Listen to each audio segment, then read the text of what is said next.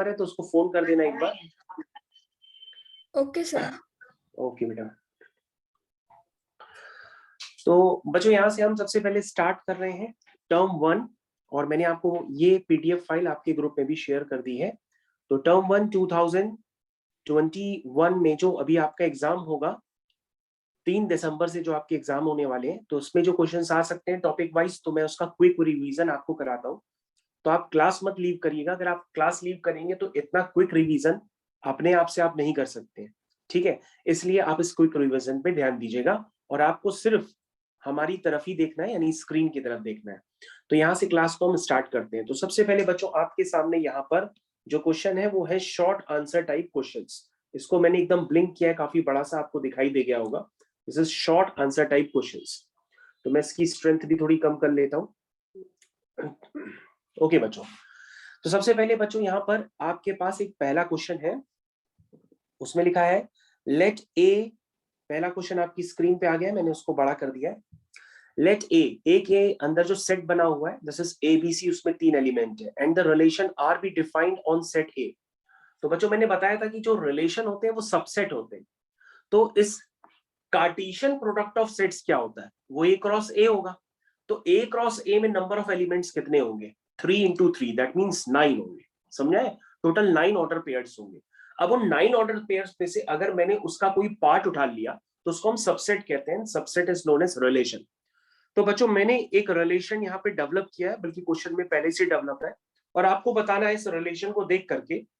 Relation में दिया है a, b, c, a, b। तो बच्चों आपको बताना है इस रिलेशन को देख करके ये ट्रांजिटिव क्या होता है, रिफ्लेक्सिव क्या होता है, ये सारी बातें अब आप लोग जानते हैं पहले से। ट्रांजिटिव के लिए क्या रिलेशन बताया गया था आपको? ट्रांजिटिव के लिए आपको बताया गया कि अगर a, b हो, b, c हो, तो a, c भी होना चाहिए, उसको हम ट्रांजिटिव कहते हैं। क्या याद आ गया? रिफ्लेक्सिव का मतलब क्या होता है? रिफ्लेक्सिव का मतलब होता है अगर a, a हो, b, b हो, तो c, c भी होना चाहिए। लेट्स से अगर a, a है, b, b है और c, c डिसअपीयर, तो फिर बच्चों वो रिफ्लेक्सिव रिलेशन नहीं कहलाएगा, ठीक है। सिमेट्रिक रिलेशन क्या होता है? सिमेट्रिक रिलेशन होता है उसमें a, b हो, b, a हो, लाइक दैट। ओके बच्चों, तो यहां पर एक रिलेशन होता है जो बहुत ही इंपॉर्टेंट है, वो रिफ्लेक्सिव रिलेशन होता है। तो रिफ्लेक्सिव रिलेशन जो होता है उसका एक एक पेयर होना चाहिए। अगर कोई भी एक पेयर मिस हो गया, लेट्स से a, a है, b, b है, c, c नहीं है, तो आपने जो भी रिलेशन लिखा है वो रिफ्लेक्सिव नहीं कहलाएगा। समझ गए आप? अब बच्चों इसमें लिखा गया है right minimum number of ordered pairs to be added in relation R to make it reflexive and transitive. तो बच्चों ये तो आप खुद बता सकते हैं कि इसमें हम क्या ऐड करें कि ये रिफ्लेक्सिव हो जाए। तो जैसा कि अभी हमने बताया इसमें a, a पहले से ही है, तो अगर आप इसमें क्या ऐड करेंगे, b, b, ये देखिए लास्ट में लिखा गया है, अगर हम इसमें ऐड करेंगे b, b, c, c, तो ये कंडीशन किसकी कर देगा? ये कंडीशन कर देगा रिफ्लेक्सिव की। अब बच्चों हमको ट्रांजिटिव कराना है, तो ट्रांजिटिव के लिए कंडीशन मैं आपको इतनी बार बता चुका हूं, उसी को आप यूज करिए। तो इसने क्या कहा? इसने कहा इसमें a, a है, ध्यान से देखिए बच्चों, a, a है, ठीक है, तो वो तो है ही।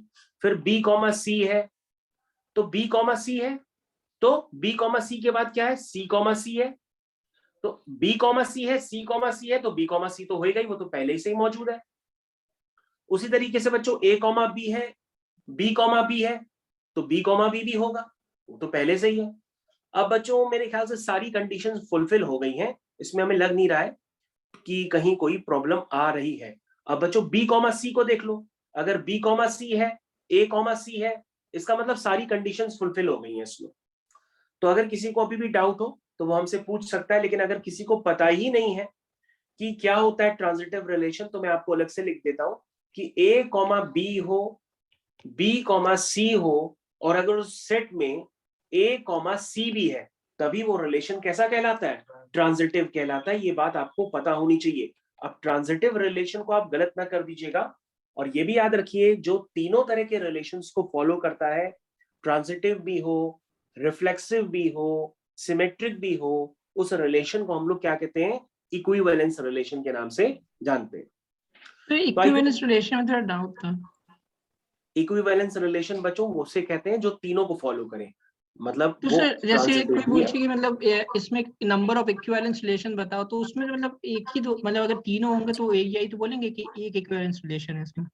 हाँ, उसका बेटा एक इक्विवेलेंस रिलेशन जो होगा उसमें वो हर तरह के ऑर्डर्ड पेयर्स आ जाएंगे फिर, तो इक्विवेलेंस रिलेशन तो एक ही होगा बेटा। यस, मतलब किसी भी क्वेश्चन में इक्विवेलेंस रिलेशन अगर तीनों तो एक ही होगा, मतलब उसका आंसर हाँ यस है ना बेटा, सर? इक्विवेलेंस हाँ एक ही होता है बेटा आंसर। जैसे अगर हाँ आप वही तो। किसी सेट का यस सर। रिफ्लेक्सिव रिलेशन भी लिखते हैं तो रिफ्लेक्सिव रिलेशन कई सारे थोड़ी नहीं होते हैं, किसी सेट का हम्म। रिफ्लेक्सिव रिलेशन लिखेंगे तो वो भी एक होता है। किसी सेट का अगर आप ट्रांजिटिव रिलेशन लिखेंगे तो वो भी एक ही होता है। मतलब उसमें सेट आपका एक ही होगा, कई सारे सेट थोड़ा ना बन जाएंगे, सेट यस एक सर, ही होगा उसमें। वो सर वो स्कूल में पूछा था तो वही मैंने उनको बोला था, तो इसलिए। ठीक है बेटा, गुड। तो आई थिंक आप लोग को यहाँ तक समझ में आ गया होगा। अब हम लोग इसको आगे भी कंटिन्यू करते हुए ले जाते हैं, ठीक है। तो अब यहां से आगे कंटिन्यू करें, और लास्ट वाला ए कॉमा सी में बता देता हूं, ध्यान से देखो बच्चों, ये ए कॉमा ए में मैंने टिक किया है और ये ए कॉमा सी है। अगर ए कॉमा ए है, ए कॉमा सी है, तो ए कॉमा सी भी होना चाहिए, तो ए कॉमा सी इसमें है पहले से, ठीक है। इसका मतलब सारी चीजें उसमें फॉलो हो गई। चलिए ध्यान से देखें, अब हम लोग नेक्स्ट क्वेश्चन करते हैं। नेक्स्ट क्वेश्चन तो इतना ईजी है कि आप लोग काफी बार उसको सॉल्व कर चुके हैं। किसी भी फंक्शन की अगर आपको डोमेन निकालनी हो स्क्वायर रूट फंक्शन की, तो आप क्या करते हैं, उसको ग्रेटर इक्वल टू 0 करते हैं, उसकी डोमेन आ जाती है। तो ये तो काफी आसान सा काम है। तो सेकंड क्वेश्चन को हम लोग ज्यादा ध्यान नहीं देते हैं, लेकिन फिर भी अगर आपको नहीं लग रहा है, समझ में आ रहा है, तो आप उसको सॉल्यूशन में देख सकते हैं। ये सॉल्यूशन ऑलरेडी आपके सामने प्रिंटेड है, ठीक है। तो सॉल्यूशन आप अपना ही करिए तो ज्यादा बेहतर रहेगा। आप बुक्स के पूरी तरीके से सॉल्यूशन मत फॉलो करिए, ये मैं आपको कर भी देता हूं। तो ये x square minus 25 less than equal to 0 हो जाएगा। इसके फैक्टर कर लीजिए, x plus 5 x minus 5 less than equal to 0, और जब आप इसको नंबर लाइन पे ट्रेस करेंगे तो उसका आंसर आ जाएगा -5 से 5, ठीक है। तो काफी इजी क्वेश्चन हो गया। ओके बच्चों, आगे कंटिन्यू करते हैं। आपके पास एक तीसरा क्वेश्चन है, उसमें लिखा हुआ है एफ और जी कैसे डिफाइन किए गए हैं। उनका जो डोमेन है वो भी रियल नंबर है, और जो को डोमेन है वो भी रियल नंबर से। दिस इज कॉल्ड बच्चों, इसको हम लोग को डोमेन के नाम से जानते हैं। डिफाइंड बाय एफ एक्स आपको दिया है, जी एक्स दिया है, for every x belong to real number. कह रहा फाइंड द गॉफ। गॉफ का मतलब क्या होता है बच्चों, गॉफ का मतलब होता है जी ऑफ एफ एक्स, ठीक है। तो गॉफ का मतलब होता है जी ऑफ एफ एक्स। ये गॉफ 2 भी कह सकता था, गॉफ 3 भी कह सकता था, कुछ भी कह सकता है। तो बच्चों कभी भी गॉफ निकालना हो तो पहले आप जीएक्स की डेफिनेशन लिखो। तो जीएक्स की डेफिनेशन बच्चों क्या है, जीएक्स की डेफिनेशन है एक्स स्क्वायर माइनस 2। अब क्या करो, अगर आप बिल्कुल कम समझ पाते हो अभी तक, तो जहां जहां एक्स है उस एक्स को उसमें एफ एक्स से रिप्लेस कर दो। तो जहां जहां एक्स है उसको अगर आप एफ एक्स से रिप्लेस कर देंगे तो आपकी प्रॉब्लम खत्म हो जाएगी। ध्यान से देखिए, अब आप गॉफ तक पहुंच गए, अब आप एफ एक्स की वैल्यू डाल दीजिए। तो एफ एक्स की वैल्यू कितनी है, 2x प्लस 1 का होल स्क्वायर माइनस 2। तो बच्चों अगर आप इसको सिंप्लीफाई करेंगे तो आपका गॉफ निकल के आ गया 4x square plus 4x minus 1। I think it is easy question, ये कोई डिफिकल्ट क्वेश्चन नहीं है। क्या सभी से हो गया होगा कि 15 स्टूडेंट जितने भी बैठे हैं सबसे हो गया होगा। okay. तो बच्चों मैं मिसलेनियस क्वेश्चंस कराऊंगा, मैं किसी एक क्वेश्चन पे अटका नहीं रहूंगा, मैं क्वेश्चन चेंज भी कर सकता हूँ। लेट्स से मैं अभी आपको एक क्वेश्चन दिखा रहा हूँ, वो क्वेश्चन काफी बार एग्जाम में ऑलरेडी आया हुआ है, तो हम सीधा उसी क्वेश्चन पे अब अप्रोच करते हैं। ये क्वेश्चन बच्चों मैंने आपको क्लास में भी कराया था वैसे, लेकिन कई बच्चे इसको पूरा सॉल्व करते हैं। इसको पूरा सॉल्व करने की जरूरत नहीं है। अगर आप क्वेश्चन ध्यान से देखें, क्वेश्चन नंबर 14 है, और अगर आपने अभी तक एनसीईआरटी एग्जाम्पलर नहीं लगाई है तो अपनी एनसीईआरटी एग्जाम्पलर भी खोल सकते हैं, और आपको आपकी वर्कबुक भी दी गई थी, तो आप वर्कबुक की को भी खोल करके इसको फॉलो कर सकते हैं। तो ये आपकी वर्कबुक भी दी गई है आपको अपनी कोचिंग की तरफ से, और आप इस क्वेश्चन को देखिए, ये क्वेश्चन नंबर 14 है। तो क्वेश्चन नंबर 14 में आपसे कहा जाता है कि इस फंक्शन की रेंज बताओ। तो बच्चों जब इस फंक्शन की रेंज कहा जाता है तो सब लोग अपने अपने तरीके लगाते हैं, क्यों तरीके लगाते हैं, कैसे लगाते हैं, पता नहीं क्या, फिर आंसर निकाल देते हैं। तो बच्चों मैंने आपको बता दिया था कि अगर आप रेंज निकालना चाहते हैं तो रेंज का मतलब फंक्शन की मिनिमम वैल्यू और फिर उसके बाद मैक्सिमम वैल्यू। तो बच्चों आप ये तो जानते हो ना कि cos x की मिनिमम वैल्यू क्या है, तो उसको एक बार यहाँ पे पुट कर दो। तो cos x की मिनिमम वैल्यू क्या होती है, -1। तो ये कितना आ जाएगा 1/3। और एक बार cos x की मैक्सिमम वैल्यू डाल दो +1, तो ये हो जाएगा 1/1, दैट मीन्स 1। तो बच्चों यहाँ से क्या आ गया, 1/3 से 1, इसकी रेंज निकल करके आ गई। तो 1/2 माइनस कॉस एक्स, अगर इसकी आप रेंज निकालेंगे, क्वेश्चन तो एमसीक्यू होगा तो आप गलत मत लिख दीजिएगा, इसकी रेंज होती है 1/3 से 1। तो हर बच्चा इसकी रेंज जरूर याद रखे, इसकी रेंज होती है 1/3 से 1, ठीक है। और इस तरह के क्वेश्चंस बदले भी जा सकते हैं।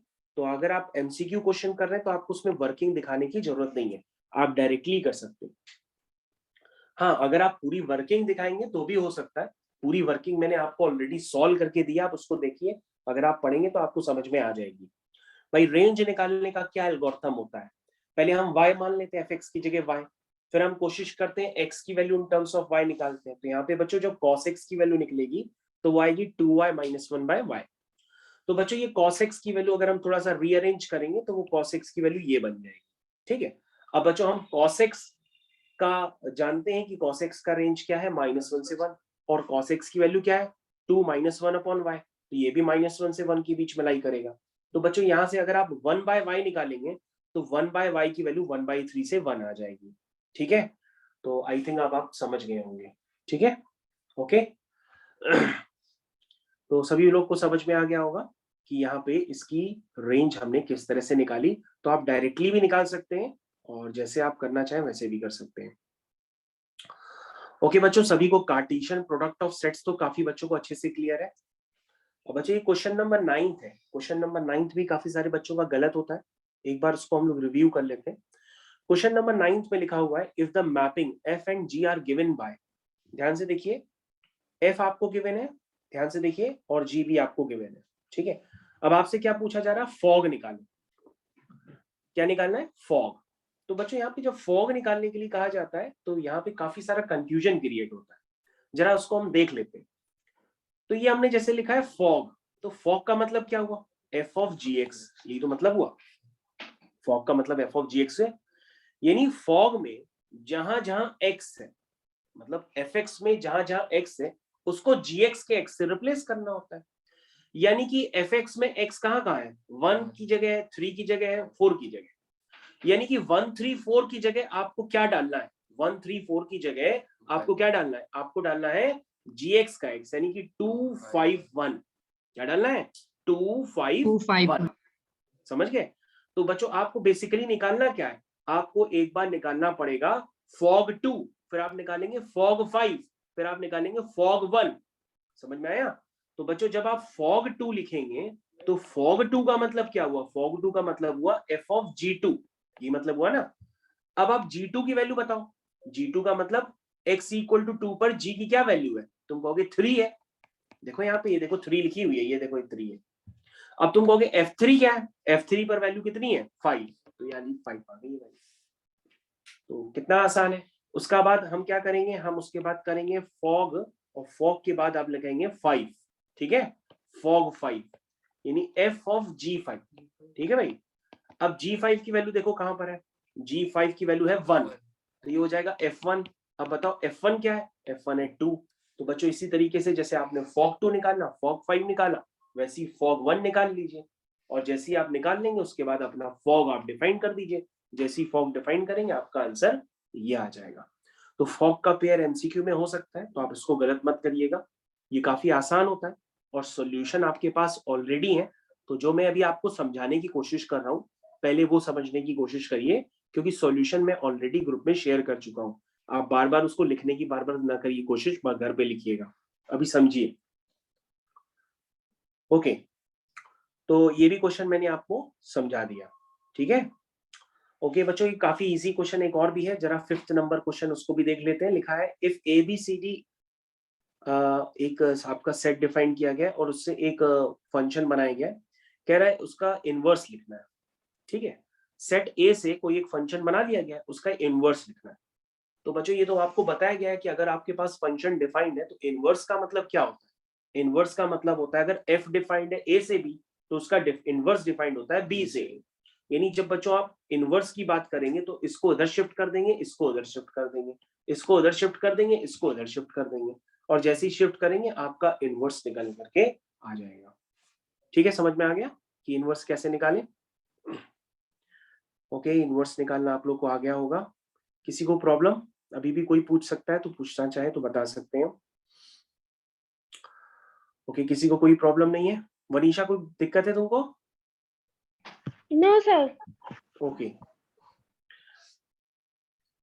ठीक है बच्चों, तो हम लोग यहाँ से आगे कंटिन्यू करते हैं। रिलेशन एंड फंक्शन का इतना बड़ा कोई वेटेज नहीं है कि हम लोग उसके पीछे ही पड़े रहेंगे, और आपको एमसीक्यू क्वेश्चंस की तरह प्रिपेयर करना है। काफी बड़े क्वेश्चंस मत प्रिपेयर करिएगा, पता पड़ा वो आने भी नहीं है और आप उसके पीछे लगे रहें।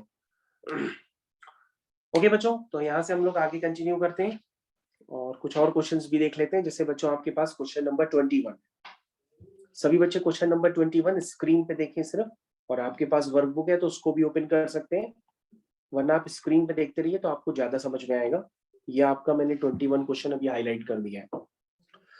जरा ध्यान से देखिए बच्चों, यहाँ पे लिखा है लेट ए आपका डिफाइन है -1 से 1, then discuss whether the following function define on AR11 onto और बाइजेक्टिव। ठीक है, 11 ऑन टू जो होता है उसको बाइजेक्टिव तो कहते ही है। ओके, तो सबसे पहले बच्चों आपको बताना है कि fx जो है वो x/2 है। ठीक है, अगर कोई फंक्शन 11 होता है तो बच्चों एल्गोरिथम आपको पढ़ाई जाती है कि अगर फंक्शन 11 है तो आप fx1 बराबर fx2 लगाएंगे। जैसे fx1 बराबर fx2 लगाते हैं और आपके पास सिर्फ एक लौता रिलेशन अगर आ जाए x1 बराबर x2, तो उसका मतलब फंक्शन आपका क्या है? 11 है। ठीक है, तो बच्चों ये फंक्शन 11 हो गया। आई थिंक सभी को ये समझ में आ गया होगा। अब बच्चों ऑन टू के लिए हम क्या करते हैं? फंक्शन की रेंज निकालते हैं। फंक्शन आपका x/2 है, तो x/2 की जगह हम क्या कर देंगे? y पुट कर देंगे। x/2 की जगह क्या पुट कर देंगे? y। तो y is equal to x/2 आ जाएगा। x की value in terms of y निकालेंगे तो x की वैल्यू 2y आ जाएगी। अब बच्चों यहाँ पर आपको ध्यान से देखना होगा, थोड़ी सी बात इधर ध्यान से देखिएगा। जो आपका a है बच्चों वो -1 से 1 है। ध्यान से देखिए, जो आपका a है उसके अंदर जो एलिमेंट्स हैं वो -1 से 1 है। समझ में आया? अब बच्चों यहाँ पर ध्यान से देखिए, जो y है वो किससे बिलोंग करता है? a से बिलोंग करता है। देखिए, अब ध्यान से देखिए, अगर y में -1 से 1 है तो 1 बिलोंग करता है, 1 आएगा ना। और जैसे अगर हम y1 डालेंगे इसमें तो x की वैल्यू क्या आ जाएगी? 2 आ जाएगी। तो क्या x इक्वल टू 2 की वैल्यू a में है? क्योंकि a आपका -1 से 1 है, यानी जो वैल्यूज आप लेंगे x और y की वो -1 के 1 के बीच में बाउंडेड है ना। लेकिन अभी जो आपने x इक्वल टू 2y निकाला, तो x इक्वल टू 2y में आपको क्या दिख रहा है कि अगर हम y की जगह 1 पुट करते हैं तो x की जगह क्या आ रहा है? 2 आ रहा है। लेकिन आपका इंटरवल तो बाउंडेड है, तो इंटरवल अगर ये बाउंडेड नहीं होता तो हम कुछ सोच सकते थे, लेकिन ये इंटरवल बाउंडेड है, तो यहाँ पर आप ध्यान से देखते हैं कि ये ऑन टू नहीं है। तो ये ऑन टू कब होता? जब इसकी रेंज भी -1 से 1 के बीच में आती। जब इसकी रेंज भी -1 से 1 आती तो भी ऑन टू हो, तो अदरवाइज नहीं होता, लेकिन आ नहीं रही है। ठीक है, ओके बच्चों, तो ये बाइजेक्टिव तो नहीं है, तो इस क्वेश्चन को हम लोग सुहा कर देते हैं। क्वेश्चन आप लोग समझ गए होंगे, आगे देख लेते हैं इसके। उसके बाद बच्चों आपके पास दूसरा फंक्शन है, लिखा हुआ है gx is equal to mod x। तो सबसे पहले एल्गोरिथम तो आप 1 की जानते हैं, बहुत बार बता चुका हूं मैं। fx1 बराबर fx2, यहाँ पे gx है तो gx1 बराबर gx2। gx की वैल्यू mod x है, यानी mod x1 बराबर mod x2। और बच्चों सिखाया है mod कभी भी हटाते हैं तो वो प्लस माइनस साइन के साथ ओपन होता है, यानी x1 की वैल्यू x2 भी आ रही है और x1 की वैल्यू -x2 भी आ रही है। इसका मतलब ये 1 नहीं है। अगर सिर्फ एक लौता रिलेशन आएगा तो 1 है, लेकिन x1 बराबर x2 की जगह और भी कई रिलेशन आ जाएंगे तो फिर 1 नहीं होगा। उसके बाद बच्चों अब हम लोग को ऑन टू के लिए चेक करना है y is equal to mod x, क्या ये ऑन टू है कि नहीं है। तो बच्चों अगर आप इसको ग्राफिकल एनालिसिस से देख लें तो भी समझ में आएगा।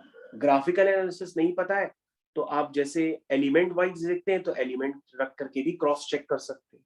ठीक है, एलिमेंट रख करके भी क्रॉस चेक कर सकते हैं, वरना अगर आप पूरा करना चाहें तो पूरा भी कर सकते हैं। जैसे y equal to mod x मान लिया तो x की वैल्यू +-y आ गई। ठीक है, अब y किससे बिलोंग करता है? y का हर एलिमेंट किससे बिलोंग करता है? a से। अब चेक करो क्या y की हर वैल्यू पे, y आपका याद रखिएगा y a से बिलोंग करता है और a आपका है -1 से 1। a जो है आपका वो है -1 से 1, तो a के हर एलिमेंट पे क्या x डिफाइंड होता है? ये आप एक बार चेक कर लीजिएगा, तो ये ऑन टू नहीं कहलाएगा। ठीक है, और अगर आप इसको ग्राफ से भी देखेंगे तो भी ये ऑन टू नहीं कहलाएगा। अगर आप फिर से नहीं समझे तो मैं आपको ग्राफ से बता देता हूँ। बच्चों mod x की जो रेंज होती है वो होती है 0 से इन्फिनिटी। क्या होती है? 0 से इन्फिनिटी होती है मॉड एक्स की रेंज। देखो जो y equal to mod x के ग्राफ की रेंज होती है वो क्या होती है, 0 से इन्फिनिटी। तो 0 से इन्फिनिटी आपने रेंज निकाल ली, लेकिन उसकी कोडोमेन कितनी है, -1 से 1। तो ये तो मैंने आपको पढ़ाया है ना कि अगर रेंज कोडोमेन के बराबर होगी तो ही ऑन टू हो गए, लेकिन यहाँ पे तो बराबर है ही नहीं। तो इसका मतलब चाहे आप एलिमेंट रख के क्रॉस चेक करें, चाहे ग्राफ से देख लें, आपको दोनों तरह से समझ में आएगा। ओके बच्चों, दूसरा फंक्शन देखते हैं, hx is equal to x mod x। उसके बाद बच्चों फिर से यही प्रोसेस फॉलो करो, बार बार वही प्रोसेस फॉलो करना है।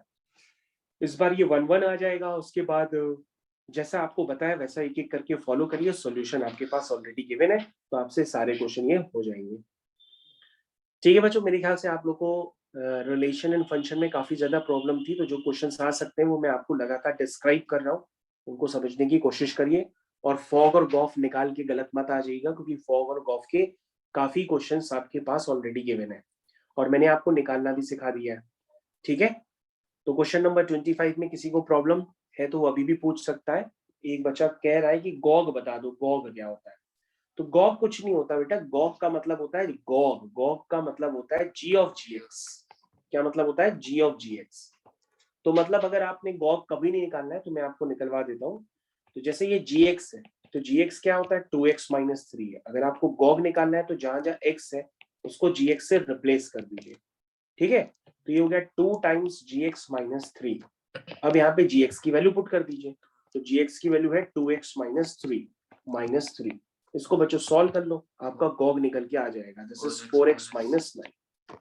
तो गॉग अगर कहा जाए और फॉफ कहा जाए तो उसमें कोई बड़ा काम नहीं होता है, जैसा आप पहले कर रहे थे फॉफ के लिए वैसे ही आपको गॉग के लिए भी करना है। ठीक है, ओके। तो बच्चों ऐसे कई सारे रिलेशन ऑफ ट्रांजिटिव और इन सब पे बने हुए, तो ट्रांजिटिव रिलेशन तो आपको पता ही है। तो बस अपने कोर्स को दायरे में रखते हुए आपको अपने ऑब्जेक्टिव क्वेश्चंस कंप्लीट करने हैं। ऐसा ना हो कि बहुत ही भयानक क्वेश्चंस कर लो जो एग्जाम में ना आने हो। अगर आप कुछ एक्स्ट्रा कर लेंगे तो फिर वो आपका जेईई मेंस का कवर हो जाएगा, क्योंकि इसमें काफी सारी वैरायटी हुई है। ओके, तो यहाँ तक मेरे ख्याल से हर बच्चे को क्लियर है, यहाँ तक किसी को कोई प्रॉब्लम नहीं होनी चाहिए। एक क्वेश्चन नंबर 46 आप देखना चाहें तो मैं आपको दोबारा समझा सकता हूँ। क्वेश्चन नंबर 46, क्वेश्चन नंबर 46 बच्चों आपकी स्क्रीन पे है, उसके 4 ऑप्शन दिए हैं, उसमें सही जवाब है 9। आप निकाल के एक बार चेक कर लीजिए आपका आ रहा है कि नहीं आ रहा है। फंक्शन आपका गिवन है 2x जब x 3 से बड़ा है, x स्क्वायर जब x लाई करता है 1 से 3, 3x जब x 1 से छोटा है। तो यहाँ पे पूछा गया बच्चों f ऑफ -1। तो इसमें कोई बड़ा काम तो है नहीं, तो -1 कब आएगा, जब x 1 से छोटा होगा। तो 1 से छोटे में डेफिनेशन क्या है, 3x है, तो 3x में x की जगह -1 डाल दोगे तो ये क्या बन जाएगा, 3 इंटू -1। ठीक है, उसके बाद f2 है, तो 2 कहाँ लाई करेगा, 1 से 3 के बीच में, तो f2 हो जाएगा आपका 2 स्क्वायर। उसके बाद f4 निकालना है, तो f4 कहाँ होगा, 3 से बड़े वाले में, तो 2 इंटू 4 हो जाएगा। इसको सिंप्लीफाई करोगे तो ये 9 आ जाएगा। ठीक है, समझ में आ गया। ओके ओके बच्चों, जस्ट एक सेकेंड वेट।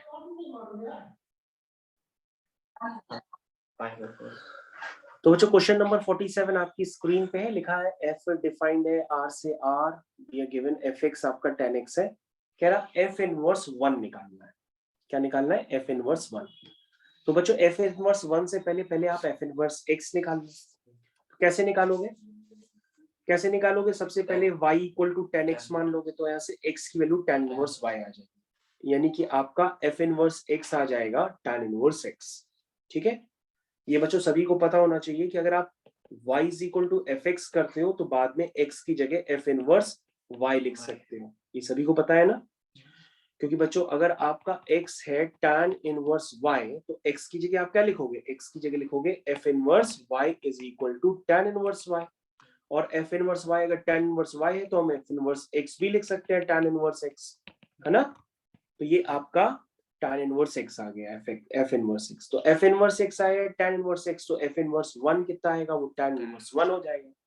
और tan इनवर्स 1 के बारे में आपको सब कुछ पता है कि इसकी डोमेन होती है, क्या होती है डोमेन tan इनवर्स x की, वो होती है ऑल रियल नंबर्स, और रेंज होती है -π/2 से π/2 ओपन इंटरवल। तो बच्चों ये सब याद रखिएगा, ऐसा ना हो आपको पता ही ना हो। ओके, तो ये क्वेश्चन आप लोग ने अब तक कर लिया होगा, मेरे ख्याल से किसी को कोई प्रॉब्लम नहीं है। क्वेश्चन इसमें थोड़े अटपटे भी होते हैं, उनके लिए भी तैयार रहिएगा। क्वेश्चन नंबर 48, क्वेश्चन नंबर 48 जरा ध्यान दीजिएगा। इसमें लिखा है let the relation R be defined in N by a R b. ठीक है, if 2a plus b is equal to that 30 then r क्या होगा? ठीक है, ध्यान से देखिए, ये क्वेश्चन अगर आएगा तो मेरे हिसाब से बहुत सारे बच्चे सरेंडर हो जाएंगे, इसलिए क्वेश्चन के सॉल्यूशन को ध्यान से देखिए, मैंने सॉल्व ऑलरेडी करके दिया है आपको। ठीक है, तो लिखा है let the relation R be defined in N. ठीक, चलिए, n का मतलब होता है सेट ऑफ नेचुरल नंबर्स। तो बच्चों यहाँ पे 2a plus 3b कितना है? 30 गिवन है। तो यहाँ से आप पहले b की वैल्यूज निकालिए। ठीक है, तो b की वैल्यू क्या आ जाएगी? b की वैल्यू आई है आपकी 30 माइनस 2a/3। अब क्या करिए, a की वैल्यू धीरे धीरे करके पुट करिए, करना स्टार्ट करिए। पहले a की वैल्यू 1 पुट करिए। जब अब a की वैल्यू 1 पुट करेंगे तो देखिए क्या आ रहा है, a की वैल्यू 2 पुट करिए, a की वैल्यू 3 पुट करिए, जरा पुट करिए तो आपको खुद अंदाजा लगेगा क्या क्या निकलने आना है। तो सबसे पहले बच्चों ध्यान दीजिएगा, जब आप a की वैल्यू 1 पुट करेंगे तो 30 माइनस 2 आ जाएगा। 30 माइनस 2 पुट करने पर ये 28 आ जाएगा। 28 को 3 से डिवाइड करेंगे तो ये नेचुरल नंबर नहीं आएगा। ठीक है, जब ये नेचुरल नंबर नहीं आएगा तो हम a की वैल्यू 1 एक्सेप्ट नहीं करेंगे, तो a की वैल्यू हम 2 डालेंगे। ठीक है, तो a की वैल्यू 2 डालने पे भी ये डिविजिबल नहीं होगा 3 से, इसलिए हम उसको भी हटा देंगे। फिर हम a की वैल्यू 3 डालेंगे, 3 से ये डालने पर हो जाएगा डिविजिबल। 3 8 जो 24 होता है, 6 पे होगा, 9 पे होगा, 8 12 पे होगा। उसके बाद नेगेटिव वैल्यूज आने लगेंगी तो हम उसको छोड़ देंगे, क्योंकि यहाँ पर नेचुरल नंबर पे ही सब डिफाइंड है। टेस्ट में तो ठीक है, b की वैल्यू निकाल के फिर ऑप्शंस कंपेयर कर सकते हैं। हाँ बेटा, यस। तो यहाँ पे बच्चों आप देख सकते हैं ये क्वेश्चन हो चुका है, लेकिन आप हो सकता है जब ये आपके पास पहली बार है तो हो सकता है आपको बहुत ज्यादा कंफ्यूजन भी हो सकता है, इसलिए सॉल्यूशन थोड़ा ध्यान से अभी भी देख लीजिएगा, ना समझ में आए तो बच्चों जो रिलेशन है वो डिफाइंड था नेचुरल नंबर्स पे, यानी कि नेचुरल नंबर का मतलब उसकी डोमेन भी नेचुरल नंबर है और उसकी रेंज भी नेचुरल नंबर है, ये इसका मतलब हुआ। और ए आर बी, इसका मतलब ए रिलेटेड टू बी, इसका मतलब आप बी की वैल्यू इन टर्म्स ऑफ ए निकालेंगे। ठीक है, आई थिंक समझ में आ गया होगा आप सबको। अगर आप ए और बी को नहीं समझते हैं, को ए को एक्स समझ लीजिए, बी को वाई समझ लीजिए, तो और जल्दी आ जाएगा। ओके, आगे कंटिन्यू करते हैं दूसरे क्वेश्चन की तरफ। जिनको ए और बी में प्रॉब्लम होती समझने में, वो अपने मन में एक्स और वाई की तरह सोचेंगे तो और जल्दी समझ में आ जाएगा। तो बच्चों अगला क्वेश्चन आपकी स्क्रीन पे ये रहा, ये क्वेश्चन है अगला क्वेश्चन। क्वेश्चन नंबर 49 है, आपके पास पूरा सॉल्व भी है, आप अपने हिसाब से कर भी सकते हैं।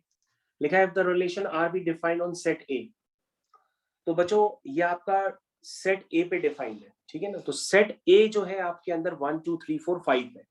इसका मतलब ये जो रिलेशन में ए और बी लिखे हैं वो स्मॉल ए किससे बिलोंग करेगा? सेट ए से, ठीक है ना। और स्मॉल बी भी किससे बिलोंग करेगा? सेट ए से। मतलब स्मॉल ए की वैल्यू इनमें से कुछ भी हो सकती है और स्मॉल बी की वैल्यू भी इसमें से कुछ भी हो सकती है।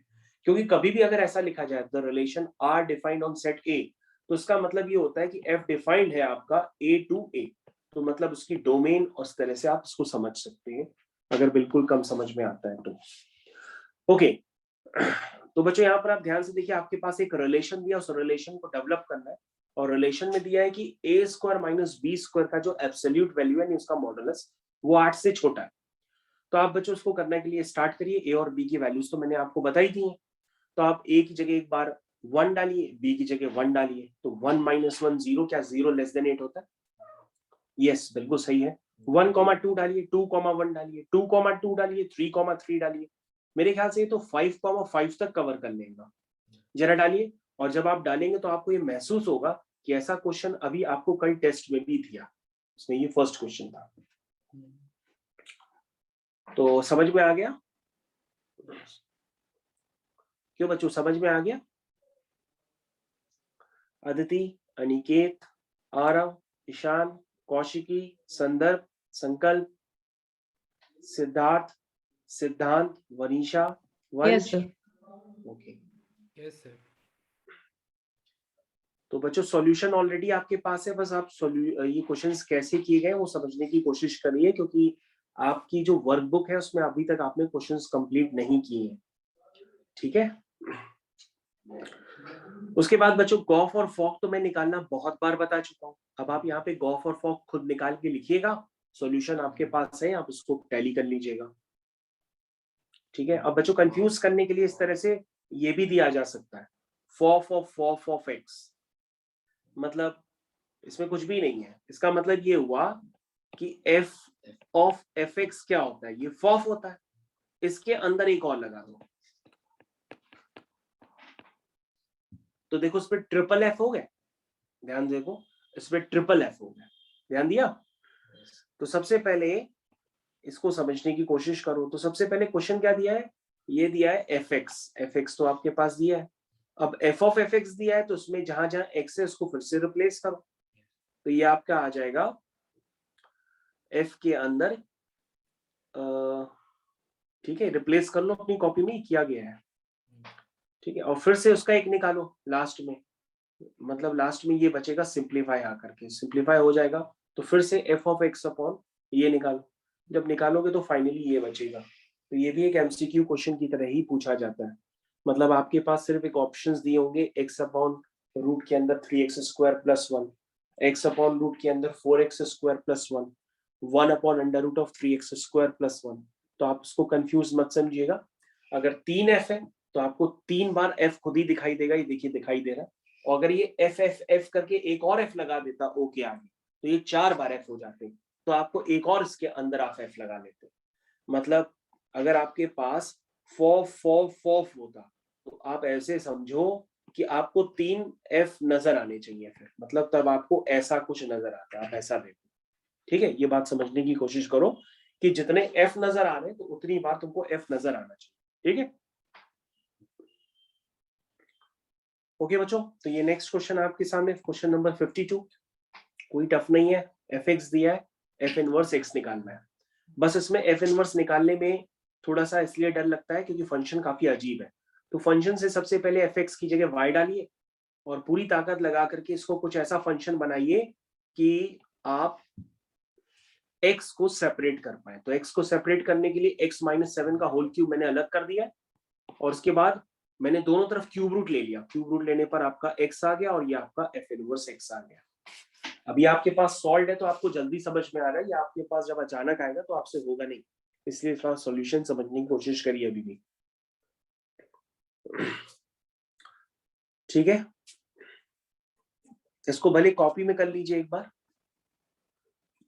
क्वेश्चन नंबर 52 अगर आपके पास वर्कबुक है तो उसमें कर सकते हैं, कॉपी है तो कॉपी में कर सकते हैं, कहीं भी कर लीजिए रफ में जाकर के।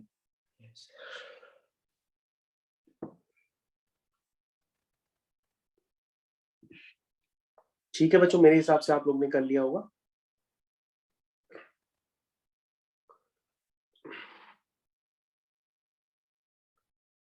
ओके, तो बच्चों हम लोग धीरे धीरे ट्रू फॉल्स वाले क्वेश्चंस पे भी चले आए हैं। ये कोई डिफिकल्ट क्वेश्चंस नहीं है, अभी काफी इजी हैं। जरा देखो बच्चों, ये लिखा हुआ है कि एवरी फंक्शन इज इन्वर्टेबल, क्या हर फंक्शन इन्वर्टेबल होता है? तो आंसर क्या लिखोगे? फॉल्स, हर फंक्शन इन्वर्टेबल नहीं होता। ठीक है ना, मतलब हर फंक्शन का इनवर्स नहीं एग्जिस्ट करता है, सिर्फ उन्हीं फंक्शन का इनवर्स एग्जिस्ट करता है जो क्या हो, बाइजेक्टिव। ठीक है, तो ऐसे कई सारे क्वेश्चंस आपको दिए गए जो आपने अभी तक नहीं लगाए हैं। फिर से देखिए, the composition of function is association, the composition of a function is associative, ये क्वेश्चन दिया है। ट्रू होगा कि फॉल्स? इसका आंसर ट्रू है।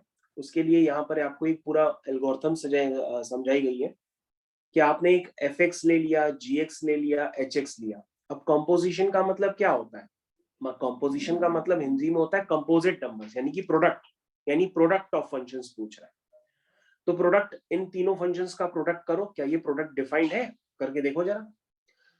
तो सबसे पहले क्या किया आपने, g ऑफ एच एक्स निकाला, फिर f ऑफ उस फंक्शन का निकाला, तो देखो 2x आ गया। ठीक है, अब आप उल्टा काम करो, अब एसोसिएटिव के लिए क्या होता है? एसोसिएटिव की कंडीशन पता है ना, कि जैसे a b c है, तो एसोसिएटिव अगर होगा तो ये हो जाएगा a c b, मतलब अल्टा पल्टी करो, अल्टा पल्टी करने पर चेक करो क्या ये वापस वही निकल के आया है? देखो वही निकल के आया है 2x। इसका मतलब ये क्या है? एसोसिएटिव है। समझ में आया? ये क्या है, एसोसिएटिव है। तो मैंने एक एग्जांपल से आपको समझाने की कोशिश की है, लेकिन आप नहीं समझ पा रहे हो। लेकिन ये याद रखना कि फंक्शन का जो कॉम्पोजिशन होता है, यानी कि जो प्रोडक्ट होता है, वो एसोसिएटिव होता है। इसको ज्यादातर लोग फॉल्स लिखते हैं, लेकिन ये होता ट्रू है। ठीक है, तो बच्चों यहाँ पे ध्यान दीजिएगा। तो एसोसिएटिव और कॉम्यूटेटिव में डिफरेंस होता है, ये जरूर याद रखिएगा, इसको एक जैसा मत समझिएगा। फंक्शन का कॉम्पोजिशन जो होता है वो कॉम्यूटेटिव नहीं होता है, याद रखिएगा। इसने पूछा है composition of function is commutative, true है कि फॉल्स है, ये फॉल्स होता है। उसके लिए मैंने आपको एक पूरा एग्जांपल भी बना रखा है, उसको आप चेक कर सकते हैं। इसके लिए मैंने आपको पूरे एक एग्जांपल बना के दिया है, उसको आप चेक कर सकते हैं। ठीक है, तो बच्चों एसोसिएटिव अलग चीज होती है और कॉम्यूटेटिव अलग चीज होती है। ठीक है, कॉम्यूटेटिव में 2 फंक्शंस इन्वॉल्व होंगे, एसोसिएटिव में मोर देन 2 फंक्शन इन्वॉल्व होते हैं। ठीक है, ओके, आगे कंटिन्यू करते हैं। तो यहां तक आपका हो गया। तो बच्चों ये आपका रिवीजन था रिलेशन इन फंक्शन का। अब हम लोग क्या करते हैं, दूसरा टॉपिक भी उठा लेते हैं साथ में, या जो आप बताइए वो वाला टॉपिक उठा ले साथ में। तो नेक्स्ट चैप्टर में हम लोग ऐसा करते हैं, हम लोग उठा लेते हैं मैट्रिसेस को लें कि डिटर्मिनेंट्स को लें, वो आप हमको बताएंगे, क्योंकि मैंने आईटीएफ का ऑलरेडी आपको पिछली क्लास में काफी सारा रिवीजन कराया था। तो बच्चों मैं मैट्रिसेस लूं कि डिटर्मिनेंट्स ले लूं, ये मेरे को बता दीजिए। तो मैं मैट्रिसेस ले लेता हूँ। तो मैट्रिसेस को मैंने स्टार्ट कर दिया है। तो बच्चों next your chapter term 1 is matrices. Matrices को अब आप देखना स्टार्ट कर दीजिए। तो मैट्रिसेस को हम लोग यहां से अब स्टार्ट करने वाले हैं। ठीक है, इस लेक्चर को ब्रेक कर देते हैं एक बार।